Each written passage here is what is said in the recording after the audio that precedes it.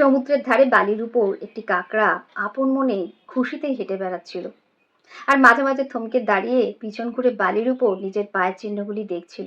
সে ভাবছিল, পায়ের চিহ্নগুলি বুঝি তারই সাথে পিছন পিছন সামনের দিকে এগিয়ে চলেছে। এটা ভেবে তার মজার অনুভূতি হচ্ছিল। কিন্তু হঠাৎই ঢেউ এসে তার সমস্ত পায়ের চিহ্নগুলি ধুয়ে দিয়ে গেল। এটা দেখে কাকড়ার অনেক রাগ হলো। সে রেগে গিয়ে ঢেউকে বলল, আমি তো তোমাকে আমার বন্ধু ভেবেছিলাম, কিন্তু তুমি এটা কি করলে? তুমি কেন আমার পায়ের চিহ্নগুলি মিলিয়ে দিলে? কেন আমার আনন্দকে মুছে দিলে? এই কথা শুনে ঢেউ বলল, একবার ভালো করে পিছন ঘুরে তাকিয়ে দেখো, জেলেরা পায়ের চিহ্ন দেখে দেখেই কাকড়া ধরছে। তারা যাতে তোমাকে ধরতে না পারে তাই তো আমি তোমার পায়ের চিহ্নগুলি মুছে দিয়েছি। এই কথা শুনে নিজের ভুল বুঝতে পেরে কাকড়া লজ্জিত বোধ করলো। সে ঢেউয়ের উদ্দেশ্যে বলল, সত্যিটা যাচাই না করেই আমি তোমাকে দোষ দিয়েছি, আমাকে ক্ষমা করো। হ্যাঁ বন্ধুরা, একদমই।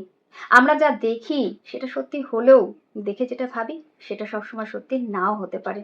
আসলেই প্রতিটি দেখার একাধিক দৃষ্টিকোণ থাকে, তাই সম্ভাব্য প্রত্যেকটি দিক পর্যবেক্ষণ করেই আমাদের উচিত যে কোনো বিষয়ে চূড়ান্ত সিদ্ধান্ত নেওয়া।